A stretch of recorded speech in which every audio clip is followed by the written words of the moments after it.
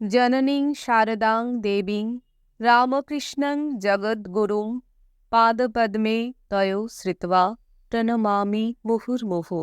ঠাকুর মা স্বামীজির চরণে আভূমিলুণ্ঠিত প্রণাম জানিয়ে আজ আমি ইন্দুবালা ঘোষের লেখার থেকে কিছুটা অংশ আপনাদের সামনে তুলে ধরছি। তিনি লিখেছেন, আমি মাঝে মাঝেই উদ্বোধনে যেতাম। শ্রী শ্রী মা আমাকে শালপাতা করে মোহন ভোগ দিতেন। একদিন স্কুলের মেয়েরা চড়ুই ভাতি করবে, 4 আনা পয়সা দিতে হবে আমায়। আমি মনে মনে ঠিক করলাম উদ্বোধনে গিয়ে মায়ের কাছে চাইব। শ্রী শ্রী মাকে আমি ঠাকুমা ডাকতাম। ওখানে গিয়ে ঠাকুমা বলে ডাকতেই শ্রী শ্রী মা জানতে চাইলেন কেন ডাকছি।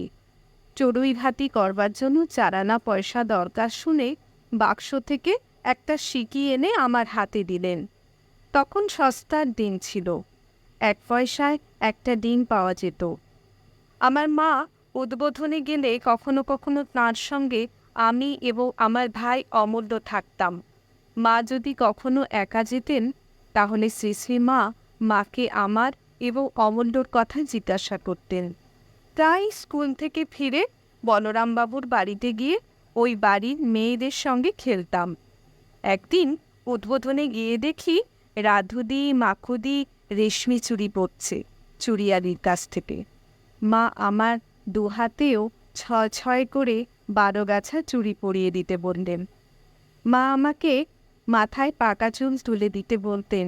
আমিও বসে বসে মায়ের পাকা চুল তুলতাম। মায়ের চুল খুব ঘন আর কাঁচা পাকা কোঁকড়ানো কোমর পর্যন্ত ছিল। চুল তোলার পর আমাকে বড় একটা অমৃতি কিংবা সন্দেশ দিতেন। আজ আমি আমার মতন করে সরভাজা বানালাম, নিবেদন করলাম ঠাকুর মা স্বামীজিকে।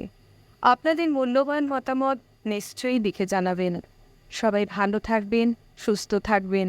জয় ঠাকুর, জয় মা, জয় স্বামীজি।